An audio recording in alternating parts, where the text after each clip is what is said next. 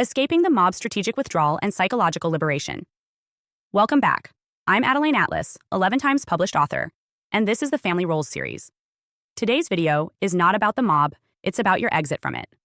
We've examined the dynamics of scapegoating, we've named the roles in the system, and we've outlined how mobbing forms. But none of that matters if you don't know how to get out. And by get out, I don't just mean physically distancing yourself. I mean psychologically exiting the role, spiritually releasing the system, and emotionally reconfiguring your self-worth. The title of this video is Escaping the Mob's Strategic Withdrawal and Psychological Liberation. Because escaping doesn't just happen through distance. It happens through deliberate inner reconstruction. This video is your map. If you've been the target of coordinated family rejection, this is your practical framework to reclaim your perception, detach from toxic obligation, and rebuild a life that is no longer shaped by your role as the emotional dumping ground. Let's start with step 1, naming it. If you do nothing else, do this. Say what it was, not a rough period, not just family tension, not we drifted apart. Name it. This is mobbing. This is collective emotional targeting. This is systemic psychological abuse performed through group behavior. This was not a random rejection. It was a response to your awakening. Naming it doesn't mean dramatizing. It means clarifying. Clarity is your first weapon, because confusion is how the system keeps you tethered. The longer you entertain the idea that maybe it was just a misunderstanding, maybe you were too sensitive, maybe it's fixable, if you just explain better, the longer you stay mentally in the role they assign to you. Naming the abuse stabilizes your inner narrative. Scapegoats live in a state of fragmented identity. Your lived experience doesn't match the group's version of events. That split creates cognitive dissonance. You may intellectually know you were mistreated, but emotionally you still seek their approval. Naming what happened restores narrative integrity. You start trusting your own eyes again. You stop asking the perpetrators to validate your reality. And that's the beginning of internal freedom. Step 2 is documentation. Write everything down, and not for them, for you. This is not about revenge. It's about memory. Abuse that is subtle, cumulative, and emotionally manipulative leaves behind no smoking gun. There's no clear-cut moment you can point to and say, this is when it broke. That's what makes gaslighting so effective. You doubt your timeline. You second-guess your instincts.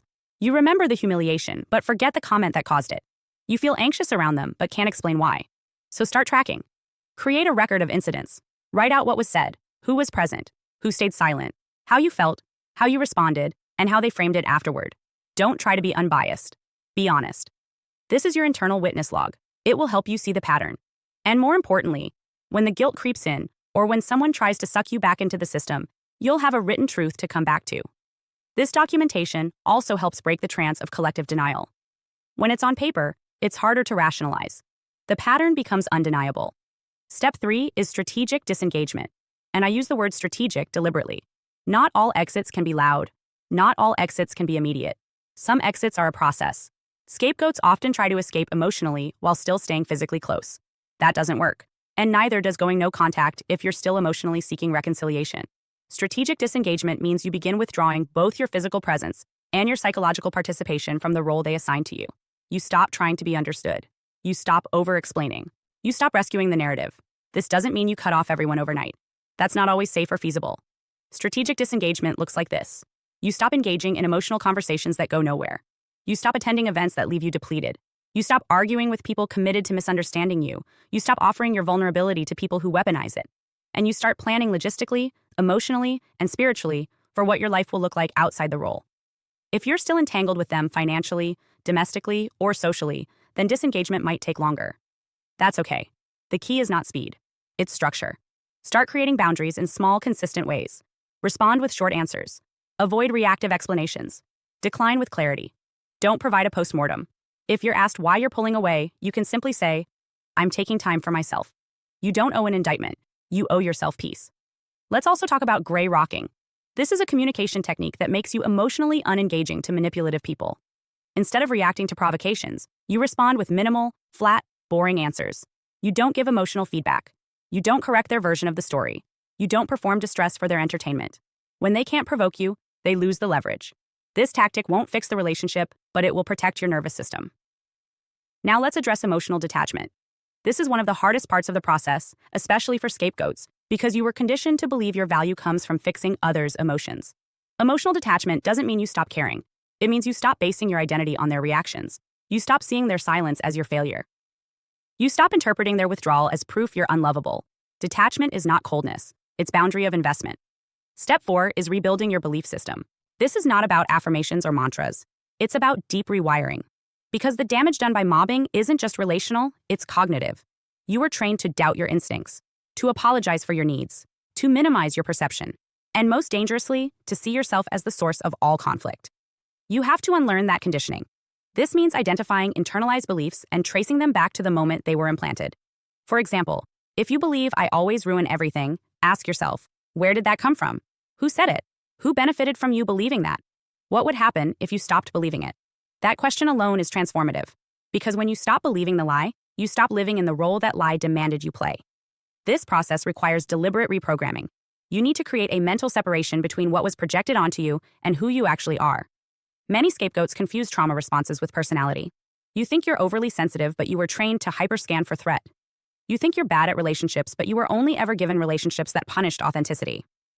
You think you're angry, but your anger is a healthy response to prolonged injustice. Start redefining yourself without their lens. This is where therapy, coaching, or structured healing work becomes invaluable. Not to talk about them, but to reclaim you. Most of your work will be internal, grieving the family you wanted, releasing the hope that they'll change, mourning the years lost, trying to win their love. That grief is necessary. It clears the space for identity reconstruction. Now we move to step 5, creating chosen family. Emotional safety does not require shared DNA. The myth of biological loyalty is one of the most dangerous ideas scapegoats internalize. That blood is thicker than betrayal. That shared history justifies abuse. It doesn't. Family is not who raised you.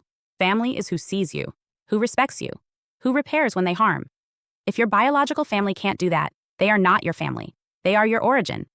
Chosen family is built intentionally. You seek out people who understand your story without demanding you stay small. You prioritize relationships where vulnerability is met with care, not control. Where boundaries are honored, not punished. Where you can evolve without being rejected. These relationships are not perfect, but they are built on mutual safety, not shared delusion. This might mean having fewer people in your life. But fewer is better than fake. Scarcity is not a curse, it's a filter. You begin to attract people who resonate with your frequency because you stopped contorting yourself to fit others' dysfunction. That alignment is the foundation for real connection. Let's now zoom out. You might be asking, why was any of this necessary? Why did it have to be so hard? Why did they turn on me? Here's the reframe. The mobbing was not proof that you were wrong. It was proof that your presence disrupted the dysfunction. You were not exiled because you were toxic. You were exiled because you stopped complying. And that non-compliance exposed the system. You don't have to wear your pain like a badge, but you do need to understand it as evidence. Evidence that you had clarity others didn't. That you developed strength under pressure. That you chose truth over approval. That you saw what others refused to name. These are not liabilities. These are signs of awakening. And awakening has a cost. You will lose people. You will be misrepresented. You will be accused of things you didn't do and abandoned for things you didn't say. That is the price of liberation from generational dysfunction. But the reward is this. You become free. Free to believe yourself. Free to rebuild without shame. Free to define love by truth instead of obligation. Free to live without the constant low-grade anxiety of waiting to be attacked. That freedom is not gifted. It is earned. Through naming, through documenting, through disengaging, through rebuilding, through re-choosing your circle. The day they turned on you was the day you stepped out of their trance. That was the rupture. And this is the rebuild. You don't owe anyone a version of yourself that exists only to maintain their comfort. You don't have to make it make sense to them.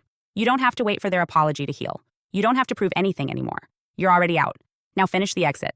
Hi, I'm Adeline Atlas, 11 times published author, and what you just watched is part of my signature program, the Chosen One series inside School of Soul. This series is not just a course, it's a blueprint for those who know they were different from the start. The black sheep, the scapegoat, the truth teller, the cycle breaker. Inside, you'll discover the family roles playbook, the golden child, the scapegoat, the enabler, the lost child, and how to finally step out of the part you were cast in without consent. How the black sheep becomes the goat, turning rejection into radical transformation and leadership. How to break generational curses and rewrite ancestral contracts so the pain stops with you. And how to recognize and escape modern forms of spiritual and technological targeting, from gang stalking to synthetic synchronicity. This isn't just about survival. It's about awakening. About reclaiming your voice, your lineage, and your destiny as one of the chosen ones. Click the link below to access the full series now, because the role ends the moment you decide it does, and the real script begins with you.